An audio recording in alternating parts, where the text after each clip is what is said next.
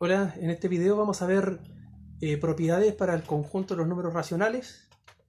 Entre ellas está la clausura, el orden, la cardinalidad y la densidad. También vamos a hacer algún comentario sobre los axiomas que se cumplen en este conjunto numérico, considerándolo como un anillo algebraico provisto de dos operaciones binarias que serían la suma y la multiplicación. Vamos a eso entonces. Tenemos que el conjunto de los números racionales está provisto de suma, multiplicación, dos operaciones binarias, es decir, la suma es una operación binaria, yo tomo dos elementos, de ahí viene binario, dos elementos del conjunto de los números racionales y lo puedo sumar y da un resultado. Ese resultado además es un número racional y es una de las propiedades que vamos a estar analizando, que es la clausura. Si tomo dos números racionales, ¿en qué conjunto quedará el resultado? En el mismo conjunto, por eso se cumple la clausura en este conjunto para la suma y la multiplicación. También la multiplicación es una operación binaria. Tomo dos elementos de este conjunto, los multiplico y el producto, ¿cierto? El resultado de la multiplicación. Eso, así que por eso vamos a ver axiomas para la suma, como lo vimos también en el conjunto de los números naturales y los enteros.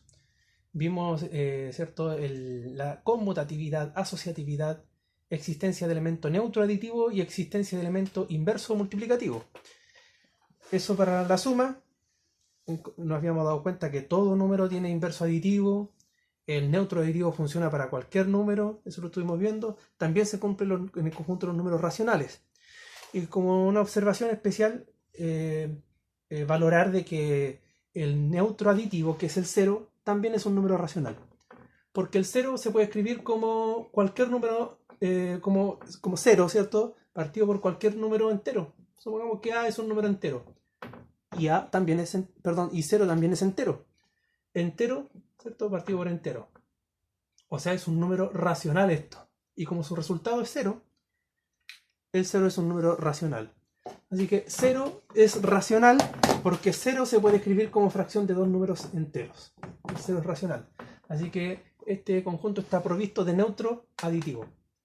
Además está provisto de neutro multiplicativo. Vamos a los axiomas de la multiplicación.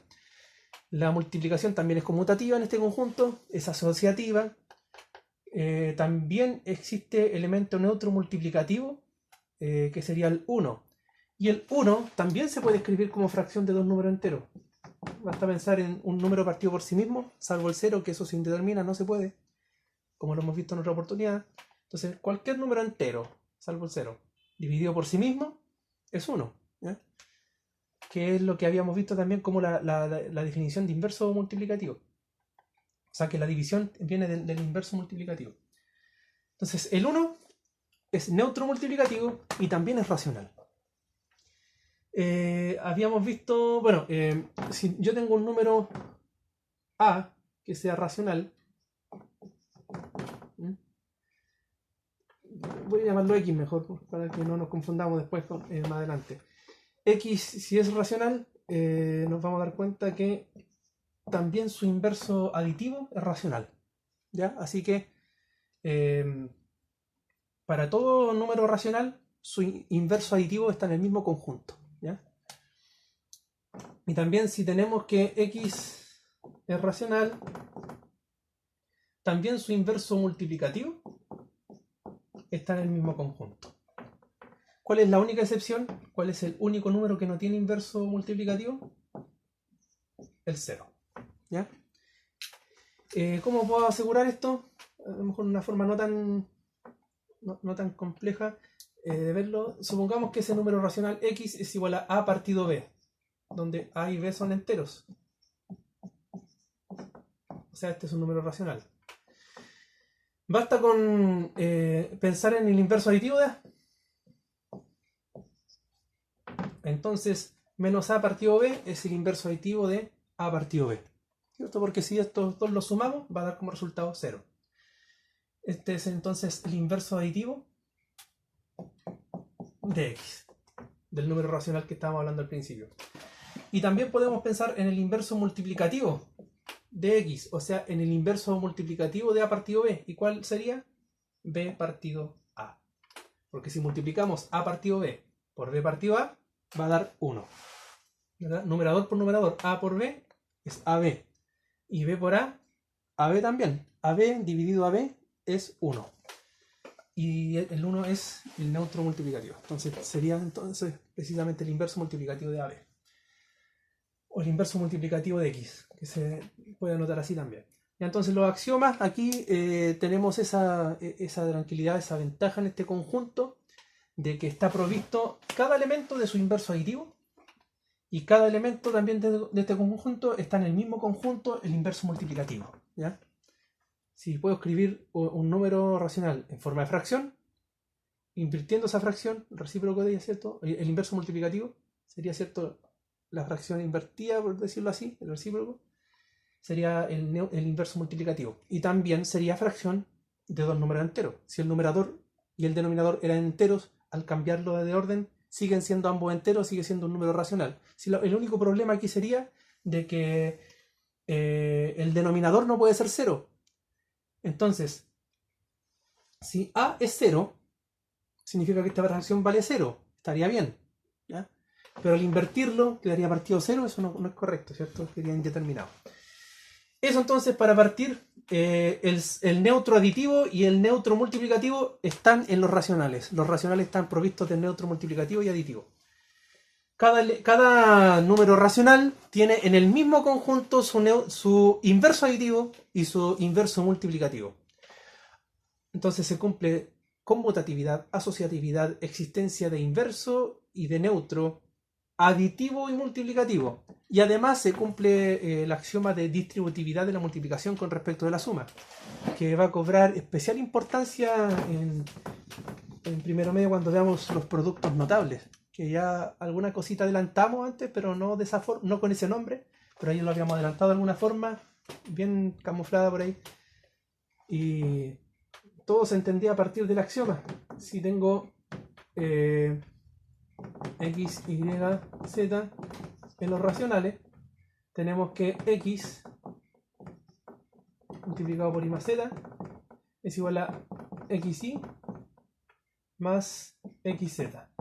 Se distribuyó la multiplicación con respecto a la suma, es decir, el x multiplicó a cada sumando, a cada elemento, ¿cierto? A cada término que está dentro del paréntesis lo multiplicó. X multiplica y, x multiplica z, y se distribuyó con respecto a la operación suma.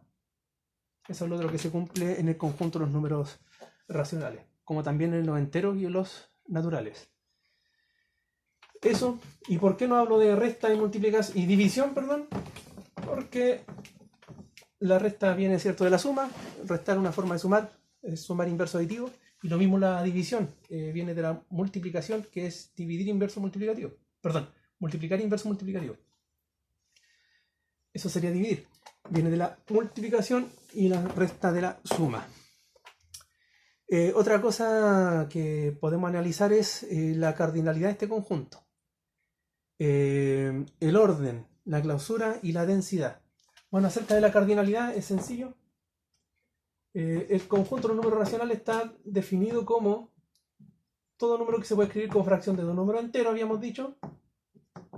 Todo a partido b, tal que a y b son enteros. Salvo que tenemos que hacer esa corrección, ¿cierto? El b no puede ser 0.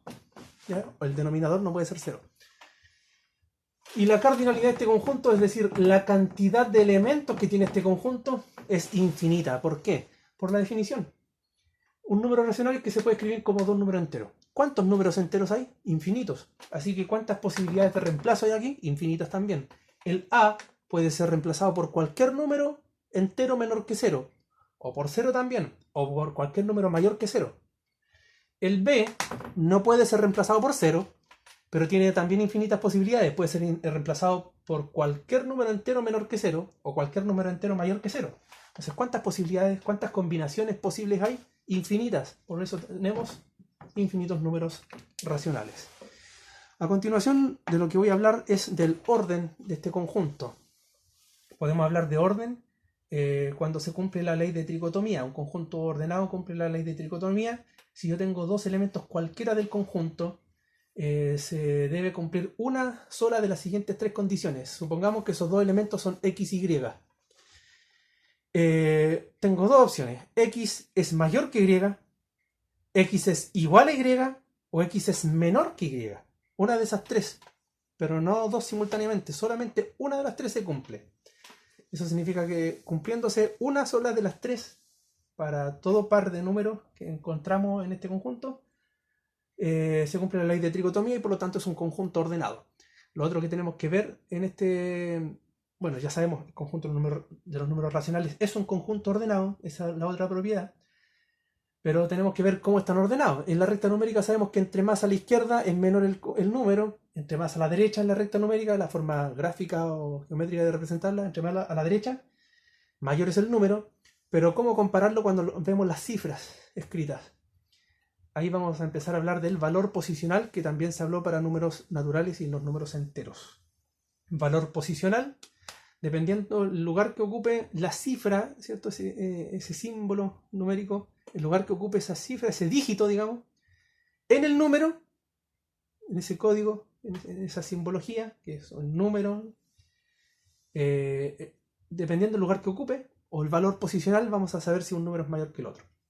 Así que eso en la siguiente parte del video vamos a ver entonces el orden de estos números con la ayuda del valor posicional de los dígitos dentro del número.